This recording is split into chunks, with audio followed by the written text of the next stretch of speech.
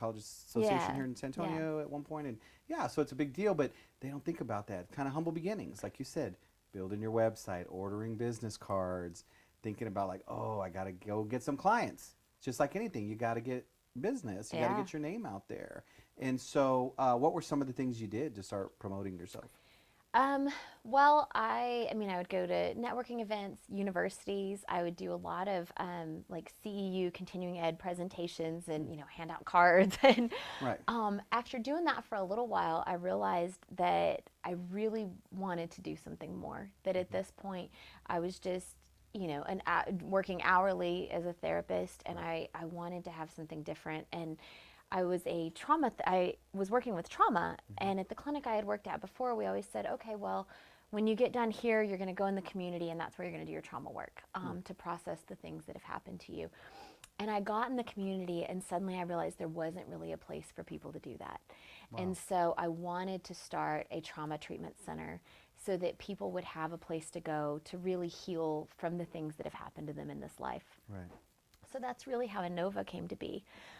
So within about 9 months, I left working with her, Hmm. on great terms. And then I started the first telehealth intensive outpatient program in the state, and then one of the second in the country, to kind of overcome those barriers to care. Texas is a huge state, Right. and 25% of mental health professionals live outside the four metroplex areas. Hmm. So that's not very much. That means everybody is really spread out, and most Yeah. people don't have great access to care. Right. So I wanted to be able to overcome that barrier so that people in Laredo, people in Abilene, people who are too anxious to leave their house, whatever the case, people who can't get childcare, Right. could still receive treatment.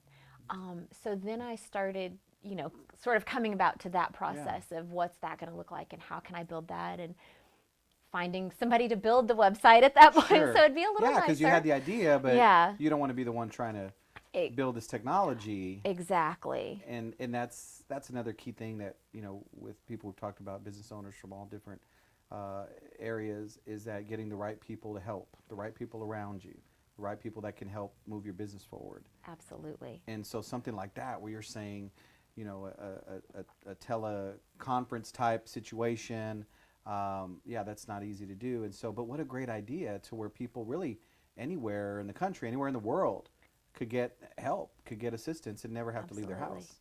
Absolutely. So you found a problem and basically brought a solution, which Yeah. that right there is one of the keys to having a successful business. I think is you're meeting a need, you're serving. That's a big part, like you're For serving sure. people.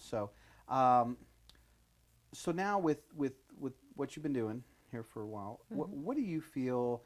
I mean, with all the people you've seen and different, I know there's everybody has different situation, but are there some key points that you think you could share for someone who, let's say, is feeling like, well, I am mentally holding myself back, or I'm allowing maybe something that happened to me define me, and it's holding me back. I mean, I know it's not an easy thing to answer, but what are some major points you think you could bring to someone? Yeah, absolutely. I think one of the first things is people have to realize that that is the case, right? Because I think we do this thing of we tell ourselves that we're unworthy. We tell ourselves these lies, right? And we hold our own past against us and our own decision making. And we say, well, these are just the decisions I've made, and this is where I'm at. Right. So this is where I get to stay. And so I think the first thing is to realize that that's not the case. That literally, as cheesy as it sounds, every day can be a new day. And it doesn't matter what you did yesterday. It doesn't matter what you did in the past. You don't deserve to be where you are now. Right. So I think coming to that realization and starting to just overcome the shame and the fear of your own junk is Right. really the very first step. And then from there, you can work on building up the courage and the confidence. But first, I think you have to realize that you're worthy of that. Yeah, and that's so hard for so many people because again, we mentally we hold ourselves back by, like I said, oh yeah, there's some guilt, or um, no one in my family has ever finished college. Why should I finish college? Right. No one. I remember, and I've said this, and not to say it in a negative way against my mother, but I remember she used to say things like, "Well, we've always been our family. We've always been broke, and we've always been fat," and that stays with you, and you really gotta one day and sit there going, no, wait a minute, I don't have to accept that. You know, it's a big mental hurdle. My mom, I grew up, she always said, you're always going to have a house payment and a car payment. Like that's it. You're always going to be kind of In strapped debt, in yeah, debt and living. And so it was this huge shift for me to all of a sudden go, oh, wait, yeah, maybe I don't have to always have a house payment and a correct, car payment. right. That's exactly right. And like I said, it's a shift. It's a shift. And sometimes, you know, people, they need, let's say, someone like you who can really help hone in on that and say, look, you know, we got to get you to break down some of these walls that are holding you back. That's the biggest thing. That's what I think a thread that I've seen with so many successful people is that success is a real mental game. Big time. Right. It's just like, you know, there's different ways to make money. There's different things you can do. I've seen people who made a lot of money and are miserable, right? Absolutely. And so, and it kind of, so then it kind of brings me back to a little bit to, you know, you mentioned your son, and you went into your own practice really out of necessity because you wanted to do for him. You want to be available for him. You want to have the flexibility, and so I think that why is very important. That's the thing that will keep you going when it almost feels like, you know, is this hurdle too high? Is this something I can really do, right? Absolutely. And there was a point actually about, I guess, a year or so into my business where I went, oh, like I had, you know, hired a marketer and that didn't really work out and done some different things. And I went, how am I going to make payroll this month? Yes. And that was the first, and I went, oh my gosh. And so I really thought, okay, I'm going to have to shut everything down. And I did kind of put a lot of things on pause and said, okay, let's clear people out, let's clear things, and now let's start to really rebuild and see what's most important and how are we going to do this the right way. There you go. And that was, but I didn't have a choice, right? Like it Yeah. wasn't okay, well, this was just a nice experiment and Yeah. now I'm done. Yeah. It was, no, I'm committed to this. I'm going to make this work. I Right. need to make this work, Right. but it's just going to take a little revamping right now. Right. And because you had something really driving you, it's not like you could, well, I'll go find a job and I'll stick him in daycare. Right. You're like, no, there's a reason why I'm doing this, and it's pushed you through. So, well, that's good stuff. That's good stuff. All right. Well, we're going to find out what is next for Dr. Casey, what's new on the horizon, and maybe I'll analyze some of her issues too when we get back from the break. Stay with us right back.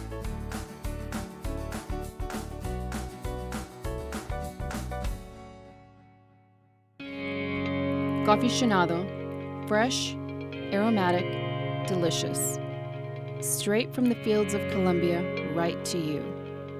Enjoy an amazing cup of one of our delicious flavors, and you'll be hooked. Stop in today and try some. Or you can order online at gaficionado.coffee. Are you a gaficionado?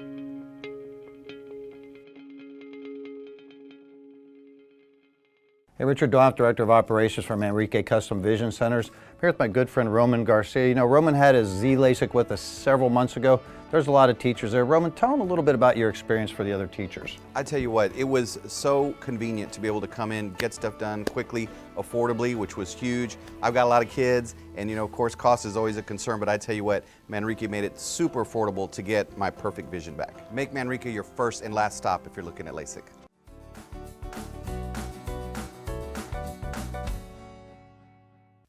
Welcome back. If you're just joining us, we're here with Dr. Casey. We've been talking about her practice and the things it took to build it. And so I guess the next question would be, what's on the horizon for you?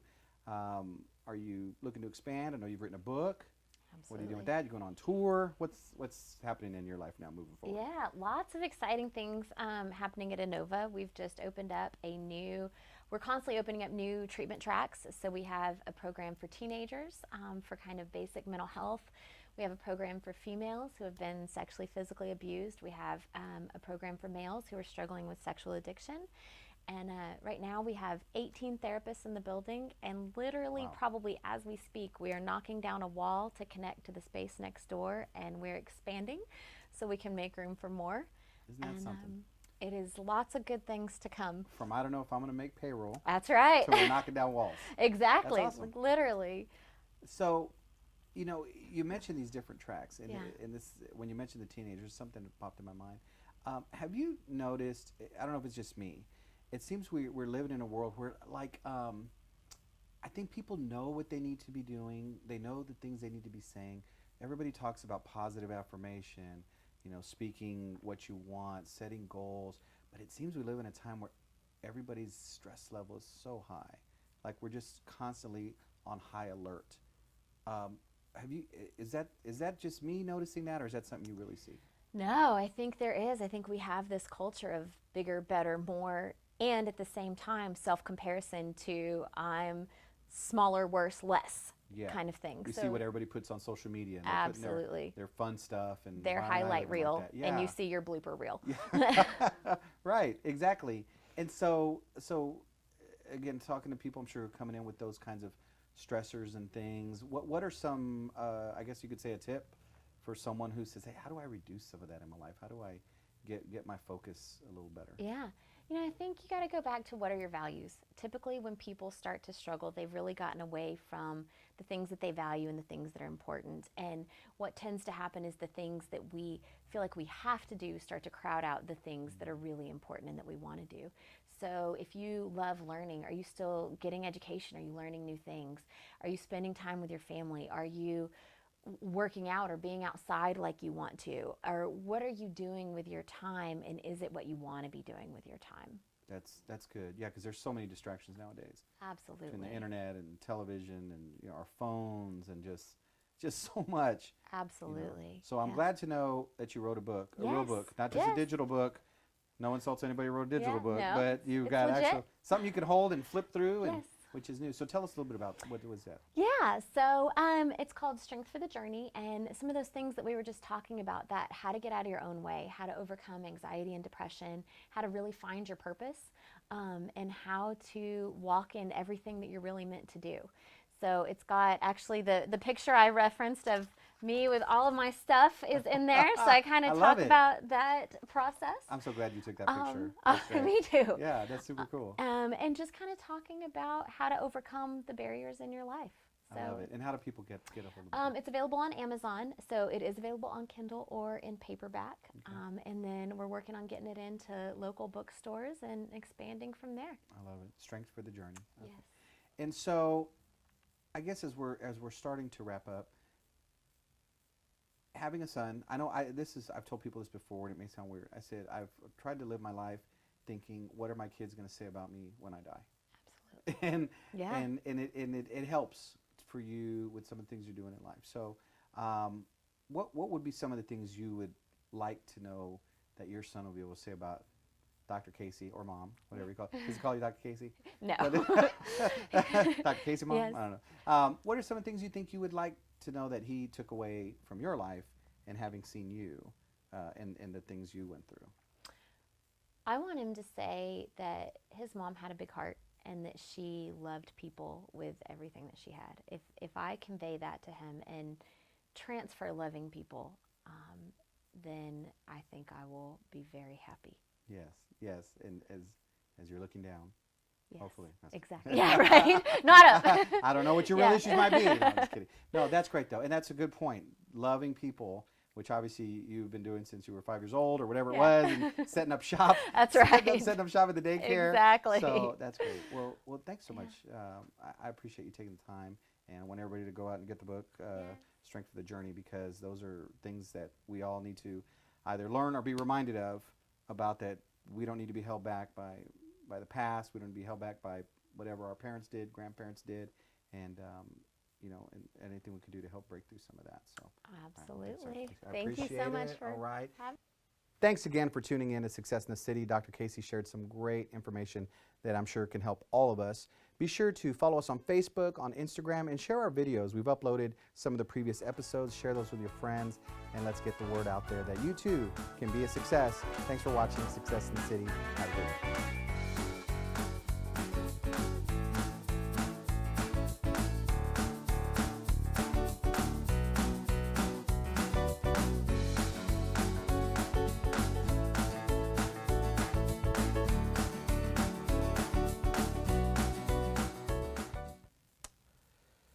Now, Casey, That's Dr. Could- Casey. I'm sorry. Dr. Casey, tell me a little bit about your childhood. What was your mother like? Why would you ask me that? I'm sorry. I'm not trying to upset you. I'm just it's part of the You know what? Let's just move on from that. Do you have a favorite Okay. color? Well, it was purple until my purple imaginary friend got hit by a bus. You know what? Maybe it's better you just read through the book, and I'll just stick to what I do. Okay. Sorry.